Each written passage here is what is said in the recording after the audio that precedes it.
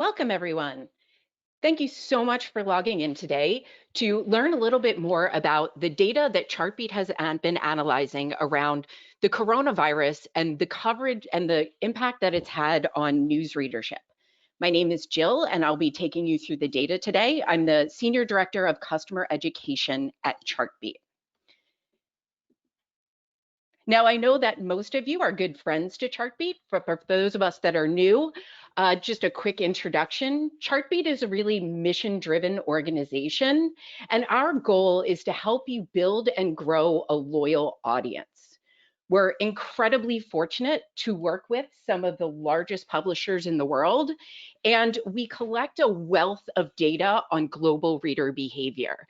So we're tracking sites in more than 70 countries, and in a typical month, we collect about 5 billion page views per month.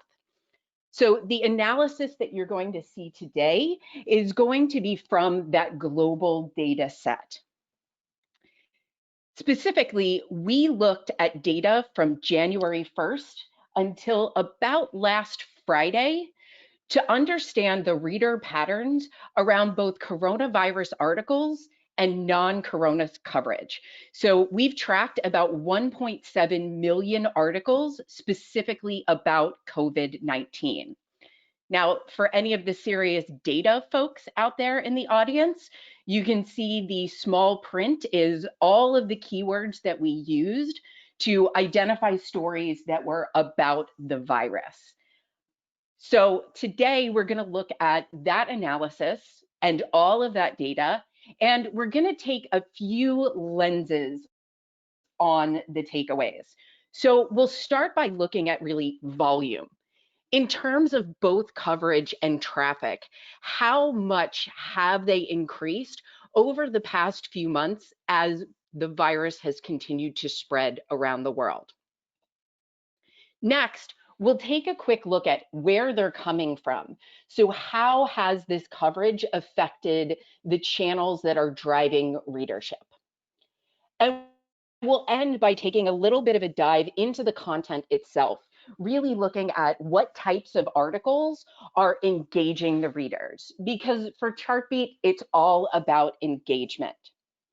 So before we dive into the data, I want to just share a couple of quick housekeeping notes.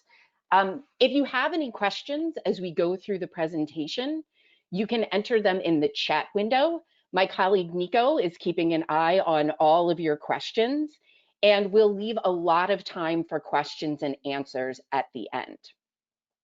We'll also be sharing all of today's presentation slides.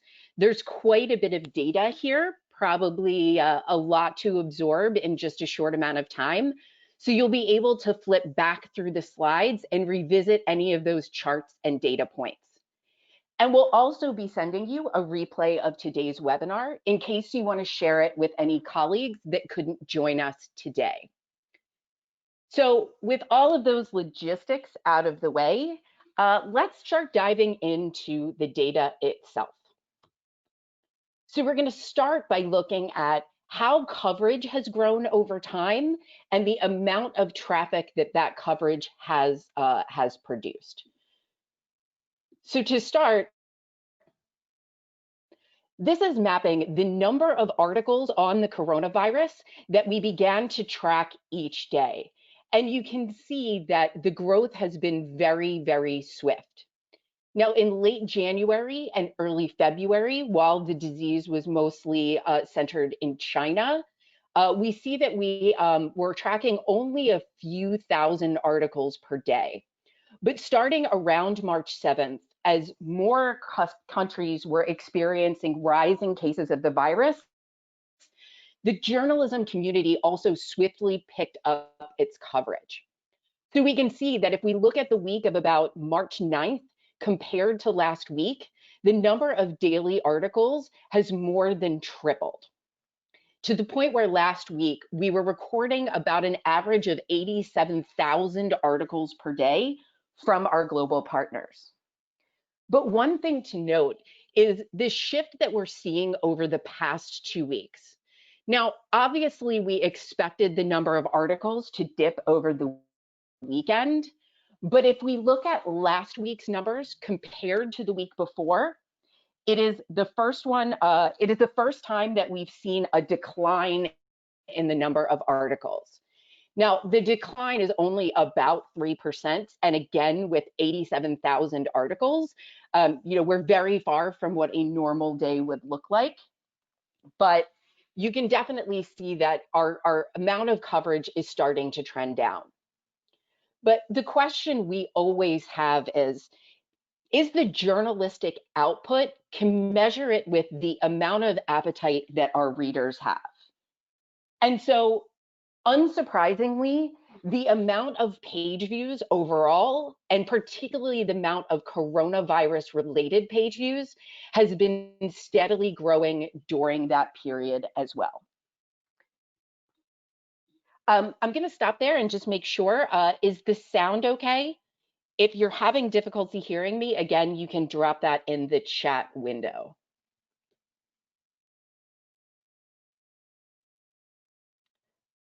Okay, thank you. Thank you so much, guys, for logging in. I know that that screen shares and video calls have become our new norm, but we all know that the technology can be a little bit fiddly. So let's hop back into the data. So what this chart looks at is daily page views, and it's split out by both articles about the coronavirus and articles that are not about the coronavirus. So since about March 11th, on average, coronavirus articles are about a third of all page views. Now, for some people, they're a little bit surprised that it's not 90% coronavirus articles. And this is where our global reach really comes into play. Again, really, some countries are just ramping up in both the spread of the disease and the coverage of the disease. So we do have some areas where a majority of the coverage is still non-coronavirus. And you can see that even those stories that aren't about the virus have grown significantly over the past few weeks. But that growth is still far outpaced by the traffic going to coronavirus articles. But again, last week was the first time we had seen a week over week decline in coronavirus traffic. Now, again, only about 6.4%, but traffic did drop at a slightly faster pace than the number of articles.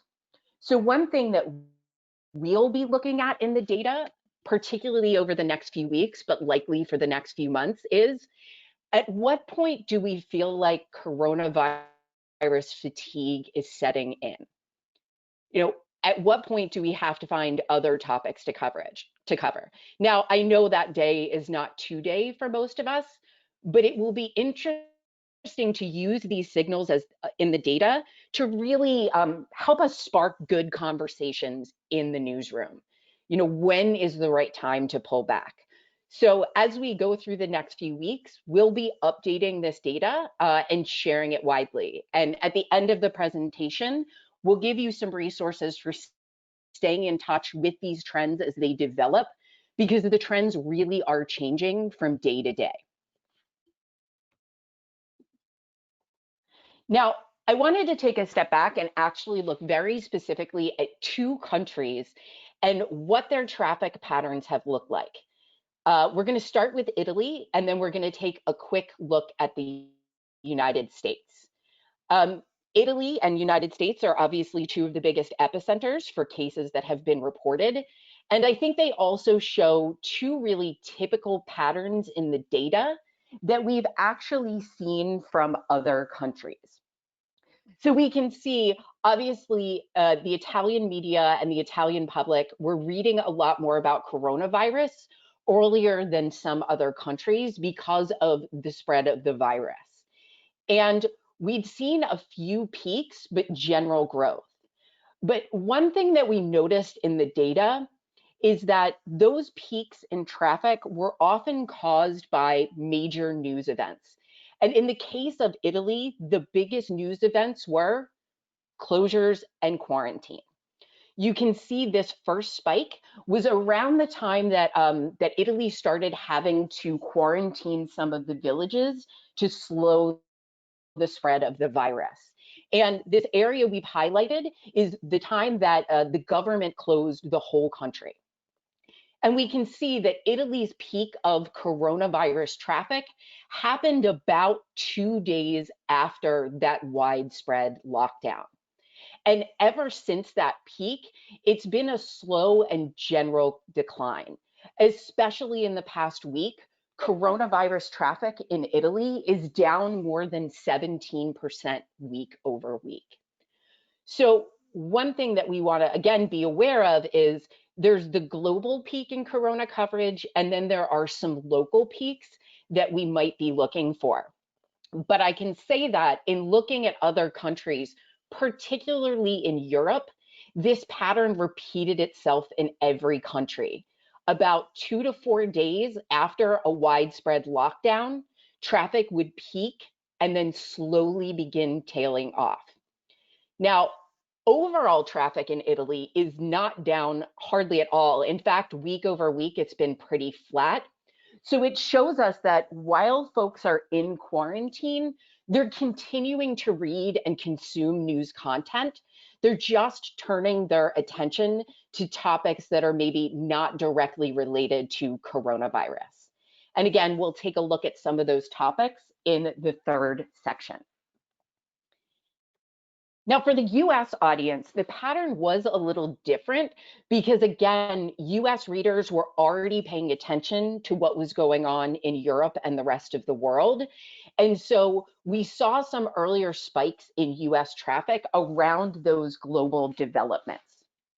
But again, the peak of traffic happened about 4 to 5 days after large cities in the United States started locking down. So the widespread lockdown date would represent the day that San Francisco and the surrounding towns issued a stay-at-home order, and the day that New York City closed the public schools and closed bars and restaurants to promote social distancing.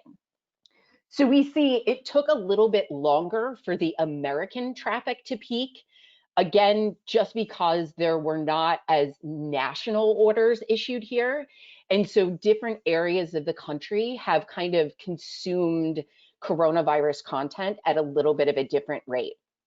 But again, like Italy, once we saw that peak, week over week, we're seeing declines in coronavirus traffic, but increases in other areas of readership. So again, as we look through these patterns, we can't say that these declines are the trend that we're going to see throughout the rest of this pandemic. I don't think anyone really knows what this news cycle is going to bring us. And there's a very good chance that, major global events could push these peaks even higher. But for the time being, while we're observing these declines, again, it looks like we're getting to a point where we need to start having conversations about the saturation of our coverage, how much we're featuring on our homepage versus other news, and really just making decisions about how to keep the readership engaged as they continue to quarantine and stay at home. So that's a look at kind of the overall traffic patterns that we've been seeing around coronavirus coverage. And again, if you have questions about specific countries, I'll tell you where you can direct those inquiries at the end of the day. We can't report on every single country, but we do have some solid benchmarks for most. So now that we've seen the volume of traffic that is being driven by corona coverage, we want to look into where that traffic is coming from and how that differs from a more normal news cycle. So these are follow-ups on some trends that we've been tracking and talking about for years. So in this first graph, we're going to look at overall search and social traffic only to articles about the coronavirus. So you can see that in terms of their growth, they kind of have been neck and neck until about March 12th, when we started to see a higher proportion of search traffic. Now, there's one important thing I want to note about this graph. When we're categorizing social media in this line, we're including a bucket that we refer to as dark social. So that would be readers that land on an article page, but do not come with a declared referral source because they got that link via a private channel like personal email or text messages or private apps like WhatsApp. And that's a little different than some other analytics services might do. They might consider anybody who comes without a refer a direct visitor. But in studying the behavior, we know that these links were shared peer-to-peer. We just can't say where that share happened. And we've noted that dark social readers behave very similarly once they get to your site, as we would see from readers from traditional platforms like Facebook. So in terms of these search and social trends, we're talking about somewhere between 110 and 140 million daily page views. So it is a significant amount of traffic that is coming from these external platforms. But again, you'll notice that last week's numbers, we're seeing a significant downturn. And particularly for social traffic, we've kind of rewound time by about 2 weeks. Now, as always, it's still very high and there's a long way to come down. But again, these platforms are showing that those external readers are not coming through as often. Now, one thing that stayed pretty steady during this time was internal traffic. So that would be readers that are finding links on your site, most likely from your homepage. So one of the hypotheses I have is that, as the pandemic has gone on, readers are tending to choose just a few outlets to get their updates from. And so we're seeing a lot more direct to homepage visitors rather than those kind of external platform visitors that are just looking for information and not necessarily choosing the site that they're going to from the get-go. But underneath these two overall patterns are individual platforms that are driving that traffic. So now we're going to dig into some of the largest referrers across our network. And in the case of these referrers, we're actually looking at overall traffic from the platform and not just traffic to coronavirus articles. So we're going to start by looking at the two largest external sources of traffic, Google search and Facebook. Now, again, we've seen some pretty severe growth, particularly in search, but also in Google, but also in Facebook traffic, starting around the time that traffic in the United States began to rise. And we can see that we're talking about a massive amount of traffic. For the past 2 weeks, Google has been trending at about 500 million daily page views. And that's compared to the 230 million we're seeing from Facebook. So at this point, Google is driving more than twice as much traffic than we're seeing from Facebook. And there's very different behaviors that we will observe when readers come from those two platforms. So one thing of note is that readers from Google are noticeably more engaged than readers from Facebook. And that is likely due to intent. When someone goes to Google, they have a particular question and they're choosing the article that is going to do the best job at answering that. And so they're very high intent when they're looking for this particular information. So they tend to consume the majority of the article they land on. On Facebook, the clicking is a little bit more passive. They're not necessarily on Facebook to consume news, but they are clicking through articles that have really caught their attention. And one of the interesting things about these groups is, while they do spend a decent amount of time on the individual article they land on, these groups are notoriously difficult to recirculate. So it's incredibly hard to get them to click through to a second page rather than bouncing right back to the platform that they came to. So as we think about this high volume of traffic, we should be asking, how can we convert that readership into loyalty? And for Chartbeat, no matter how we've ever looked at it in our 11 years, which reminds me, happy birthday, Chartbeat. Today is officially our 11th birthday. But in those 11 years, we've seen that the longer you can keep someone reading the page and the more pages they view during the visit, the more likely they are to come back to the site. So when you're seeing a massive influx of traffic from these platforms, make sure you're looking beyond the page views and asking, did these readers have a good experience that we can measure by engage time? And did we show off all the great content they could be getting from us if only they came back more regularly in terms of related links? And we could measure that progress by looking at our recirculation numbers. Now, as we look at the past week, again, we can see that Google has stayed reasonably stable. It's down ever so slightly, but when we're talking about 5 million daily page views, it's only about 1%. And it's even less than that in terms of engage time, driven by that high average engagement we saw on the previous slide. In terms of Facebook, we're seeing the decline happen just a little bit faster. So again, page views are down, but engagement is down even more because Facebook's average engage time has been going down. So again, still great platforms to optimize for, still things we have to pay attention to, but again, we might be seeing the beginning of a longer term decline. So those are the two largest referrers in our network. If we want to look at the next group of referrers, we have to put them on their own chart. And I'll walk you through this because there's a lot going on here.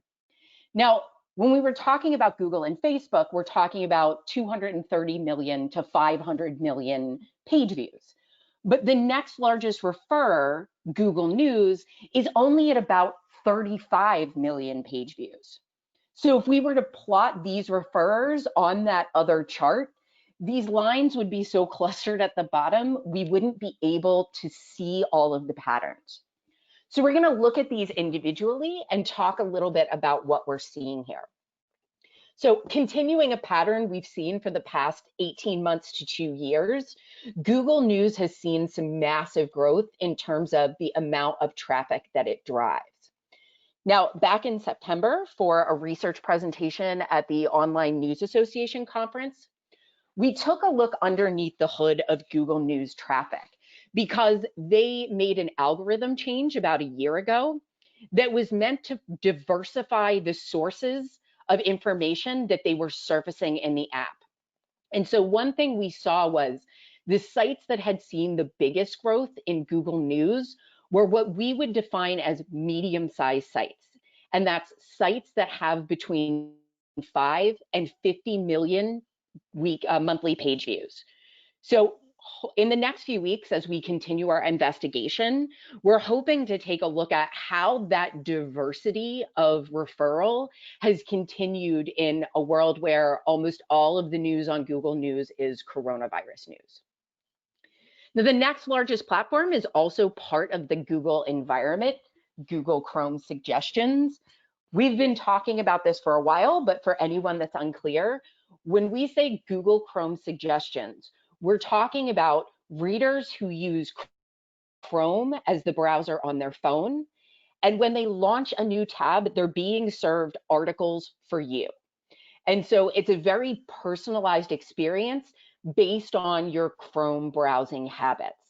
And again, around March 11th, pretty steady growth, and then it stayed very high. Now we're going to take a look at the next largest social referrer, Twitter. And I think Twitter since January has been one of the platforms that's really seen some of the bigger increases. In normal times, in talking to the newsrooms we partner with, I will often say it is difficult to get someone to click a link on a tweet because Twitter readers are there to read tweets. But as we can see, it's driving 20 million monthly page views. So most sites are likely seeing a significant increase in the willingness of Twitter readers to click back and actually read.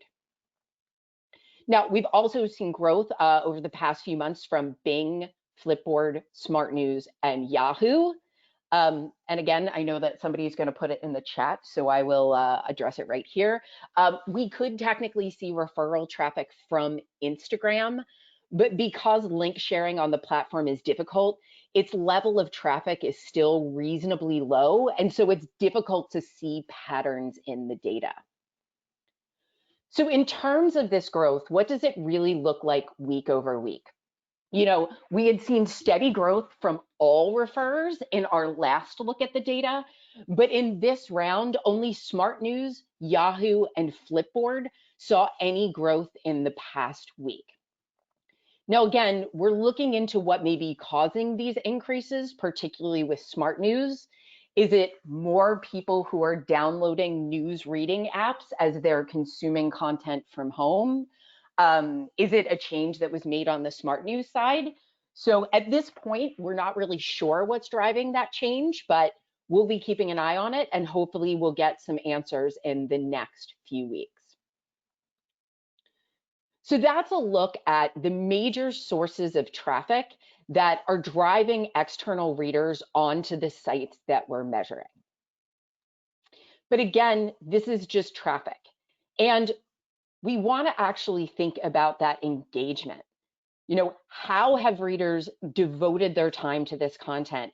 And what can we learn about the stories where they're spending the most of their attention? So to start, this is similar to the page view chart that we showed in the first section, but this is tracking total engaged time, or the total amount of minutes that readers spent actively interacting with content. And we see that coronavirus articles actually represent a larger proportion of engagement than they do of traffic. So it's about 34% of engagement, but only 32% of traffic. And again, that's based on the average amount of time that readers are spending. So at 40 seconds, it is notably higher than all of the rest of the content that has been produced during this time period. So not only are people clicking more, but they're reading more deeply. And again, if we can use the data to identify areas of opportunity and improvement, we can make the small changes to our articles that will really provide a better experience for our readers and a higher loyalty for our site. Now, I'm not going to get into what those individual optimizations are, but again, at the end of the webinar, if you're interested, we can connect you with some resources to give your team suggestions about what to look for in the data and how to optimize for engagement. Now, in terms of the most popular terms in coronavirus coverage, beyond the words coronavirus, virus, and COVID-19, it really was a couple of geographic names and then a lot of organizations that have been very prevalent in our coverage. But what about those, what types of coronavirus content are actually engaging our readers? So at the end of every year, we look at the most engaging stories for the year, and that's stories that we rank by that total engaged time. For the month of March, we looked at the top 100 stories and we tried to classify them by what type of presentation they had. So as we looked at the top 100, you know, general normal length articles were the highest proportion of the top 100 and did see very good engagement. And because those articles are very varied in the angle that they took on coronavirus, they saw traffic from a lot of different sources. In terms of live blogs, that's where we saw the largest share of the attention going. People are spending an inordinate amount of time with these live blogs, and they're coming back very often for up to the minute updates. And we've seen live blogs with very high total engagement from multiple countries throughout the world, the US, the UK, Italy, Germany, Spain. And we're keeping an eye on some of the live blogs in the growing countries. But the interesting thing for me with live blogs is the majority of their traffic comes from internal sources and likely the homepage. Again, when readers are looking for up to the minute updates, they're choosing a news source and coming in through the front door. Now, infographics and interactives made up a smaller percentage of the top 100 stories, but did see an outsized amount of engagement. So these infographics could be anything from world maps to trends over time to graphics about how to wash your hands properly and when to wear a mask. So these are very straightforward, factual, informative pieces of content. And those tend to see their highest traffic from search sources. And that's a pattern that we've observed long before the coronavirus. One thing I think that will be interesting is, as the reader's needs are evolving, what does news you can use and informative content mean going forward?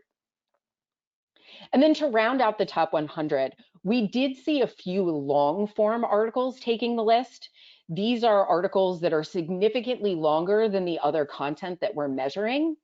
And these stories tend to have incredibly high average engage time.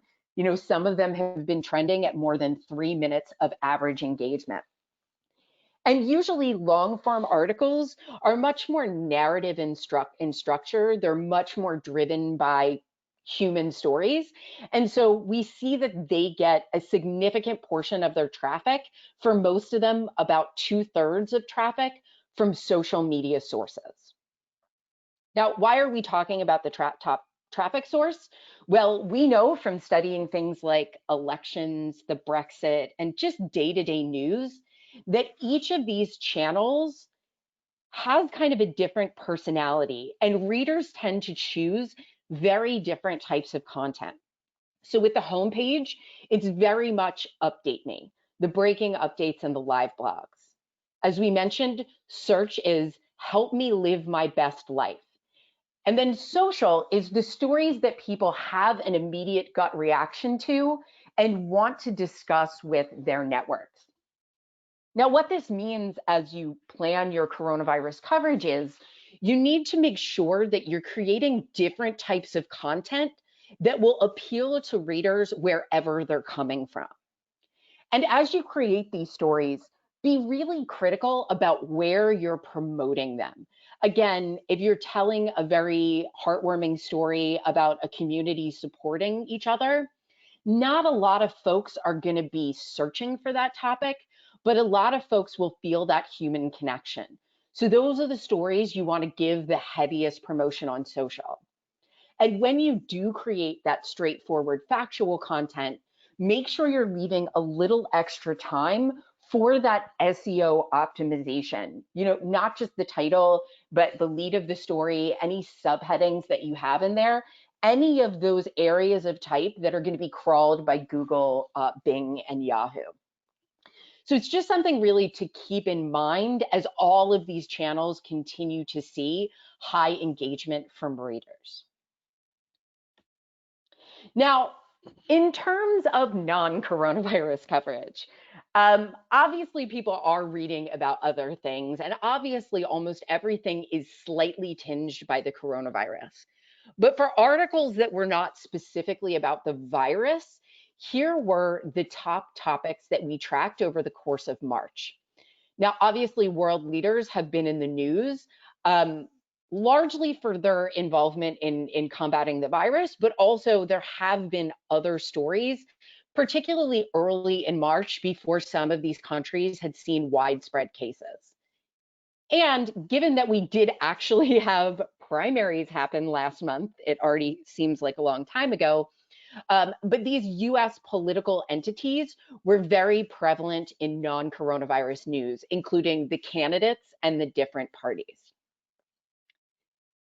Now, in terms of sports, it was mostly soccer. And I will apologize to any of our international folks out there. I am in New York, I am from the US, and to me, it will always be soccer.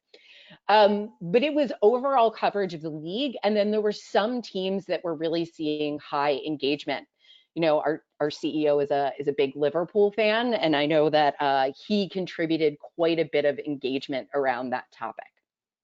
In the US, a lot of the coverage was around basketball, largely because it was in season when the closures began to happen. But after a certain point, even the NBA coverage was almost exclusively Corona related. In terms of entertainment, it's almost all about Harry and Meghan. You know, even in these troubling times, and I think particularly in the US more than the UK, we really are enjoying keeping up with those royals, and we're reading and writing a lot about them. In terms of entertainment, unsurprisingly, we're all looking for ways to keep ourselves occupied. So there's been a lot of reading about Hollywood entities and streaming services like networks. And then social media. So, you know, really learning more about those platforms that we can use to stay connected, even when we can't be physically together. So there really is a diversity of coverage, and particularly as the coronavirus traffic starts to decline, we're going to keep a close eye on this non-corona content to see if we can learn something about how to effectively create this content.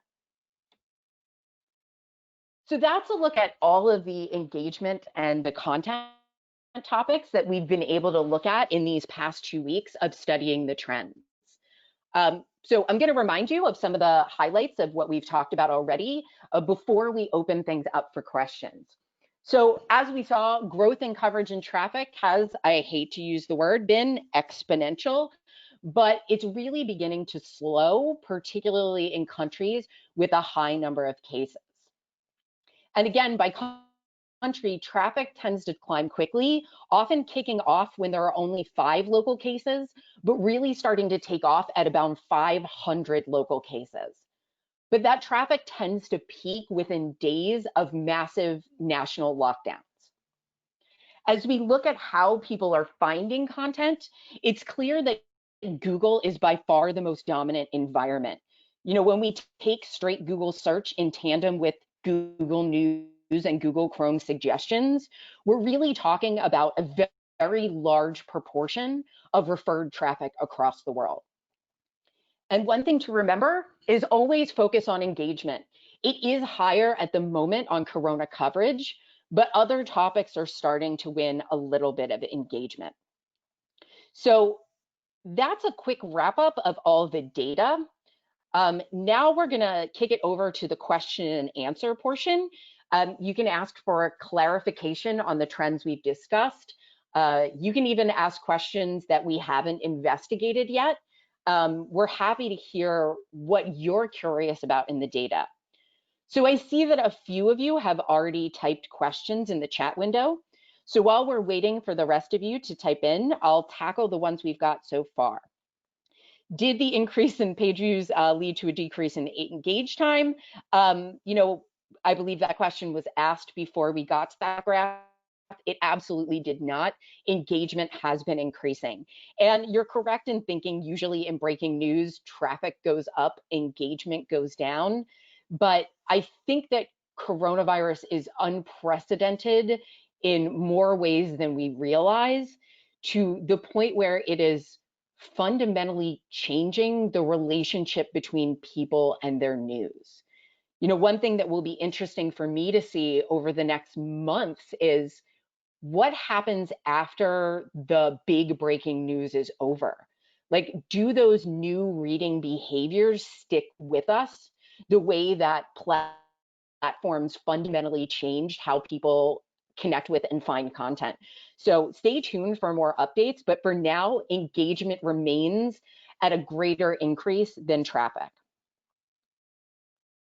Amazing. Many publishers are offering free access to articles related to Corona. Is there any data suggesting that this is bringing in new readers to their titles? I will say in the early days, the answer was yes. The number of people reading has just literally gone up. Can I say it's necessarily related to paywall decisions? We can't really say that at this point. A lot of our 2020 non-corona research is going to be focused around those paywall decisions. So I'm hoping we can say something at some point, but we really can't at this point. When we look across the network at reader loyalty types, we do see that new and returning readers are growing, and that loyal readers have stayed steady as a number but are shrinking as a percentage. So for Chartbeat, we define a loyal reader as someone who comes to your site every other day or more often. And we define it that way based on a lot of behavioral research that showed that that frequency leads to a complete shift in behavior. So again, a lot more new readers, a lot more people that are coming more than once in a month and will classify as returning, but that loyal group is staying loyal and has grown at a slower rate than the other two. I know that a couple of folks have asked about Apple News data. And that's likely because you know that we do have an integration for measuring your traffic and engagement on the Apple News platforms.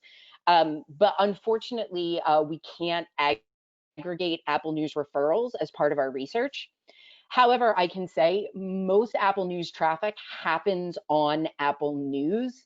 The environment is really meant to keep people in the app. And so what we've seen is for most publishers, they don't see a lot of referral traffic back to their owned and operated domains. They see a lot more of that traffic and engagement. Thanks for the question, and I wish I could share that data. Someone asked, what is the time frame for all of the data? So it varies depending on which section of the presentation. In the beginning traffic section, we were looking at January 1st until March 27th. For the reader topics and the top coronavirus stories, we did look specifically at March, just only because the volume of data will also affect how long it takes us to kind of analyze that data.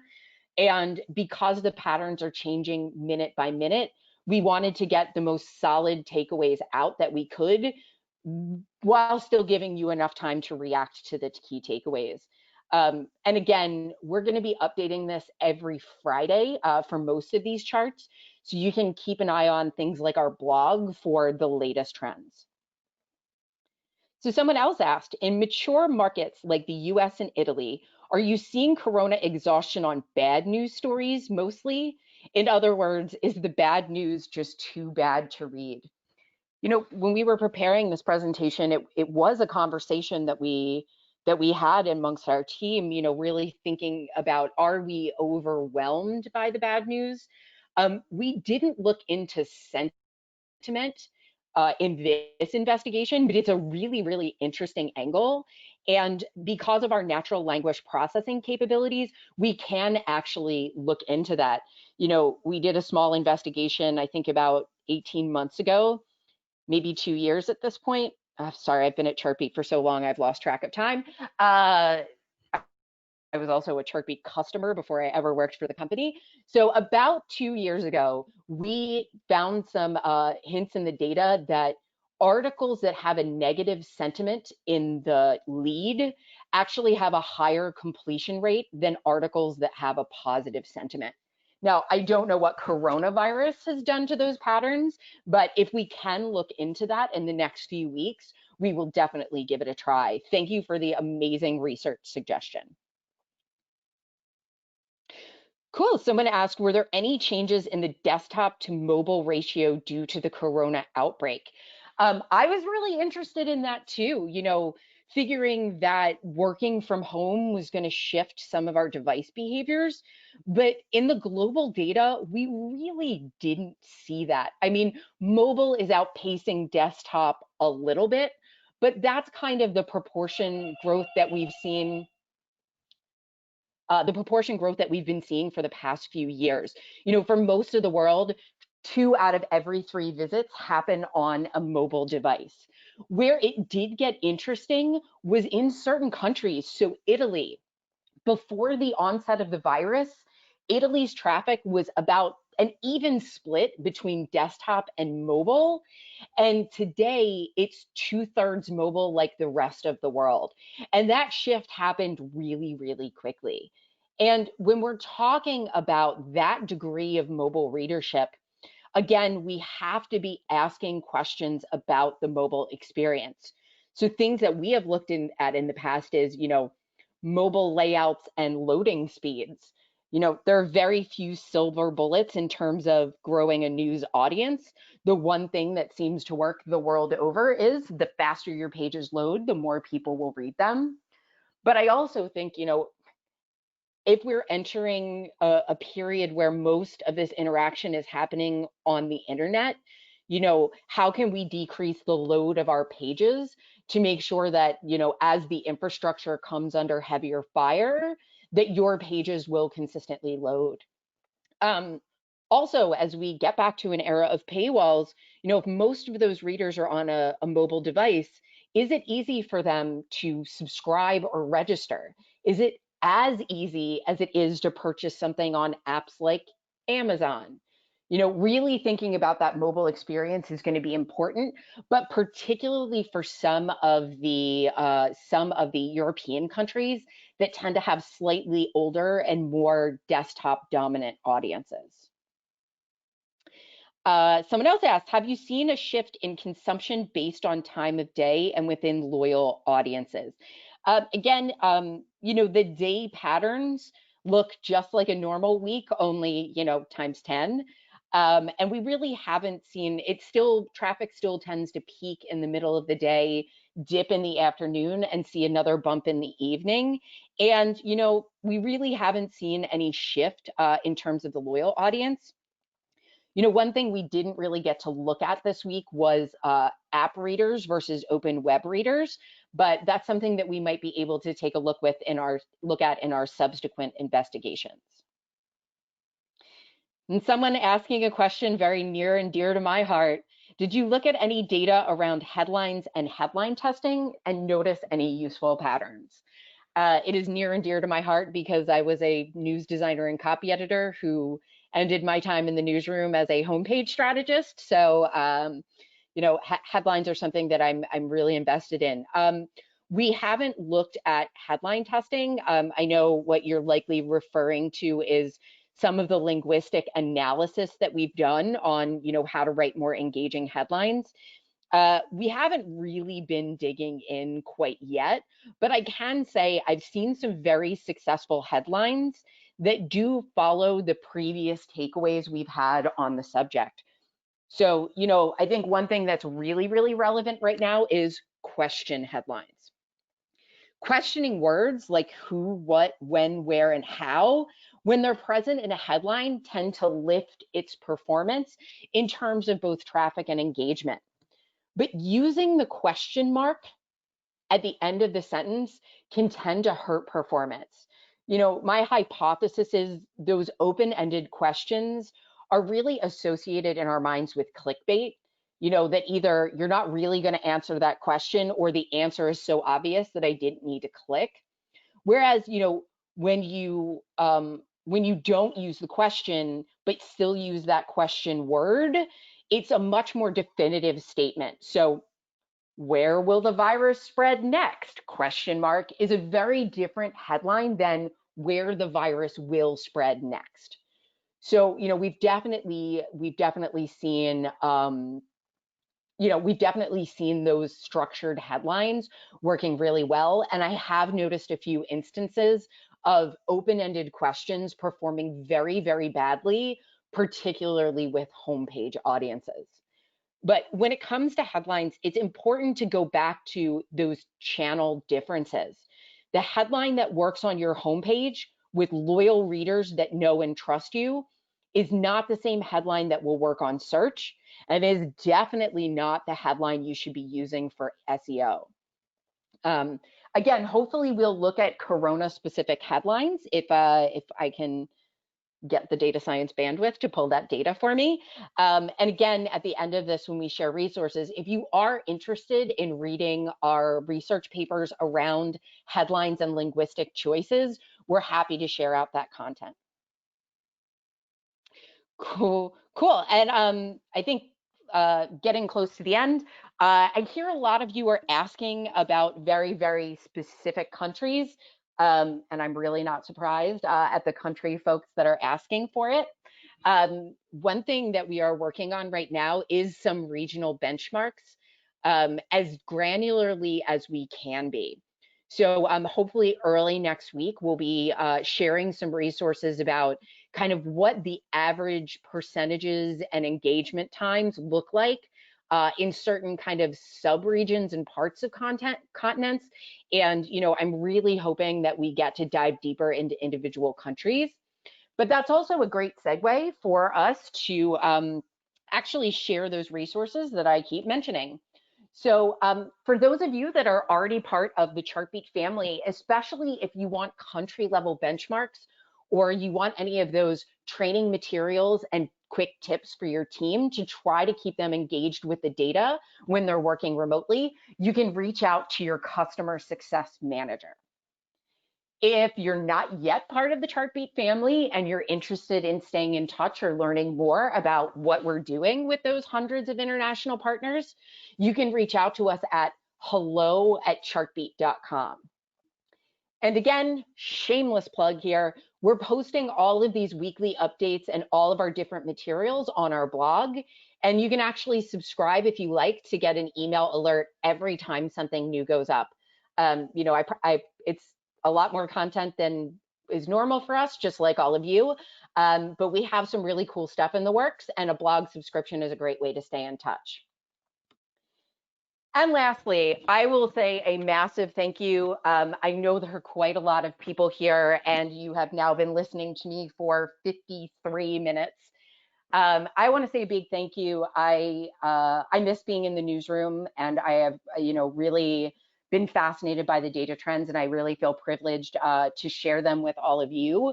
If you're unsure about who to contact at Chartbeat, or you really want to discuss strategies, or you just like nerding out on the data, you can always reach out to me directly. I'm just Jill@chartbeat.com and tumbling_after on Twitter. Because I'd love to keep this conversation going and hear what questions you have about the data that we may be able to bounce off this crazy global data set. So as we get ready to wrap up, just a reminder, look out for an email tomorrow with the replay video and the deck. This is open research, so feel free to share it as widely as you like. And I hope to see all of you on our next webinar about data and best practices in news. And in the meantime, I will definitely be contributing a significant amount of those page views and engage time. And so, from all of us at Chartbeat, we just want to say, you guys are doing amazing work, and we're really privileged to support you. And so, Chartbeat is here for whatever you need. So have a great rest of your day wherever you are in the world. And we're going to say goodbye from us at Chartbeat, and specifically from me here in Brooklyn. Have a great day, everybody.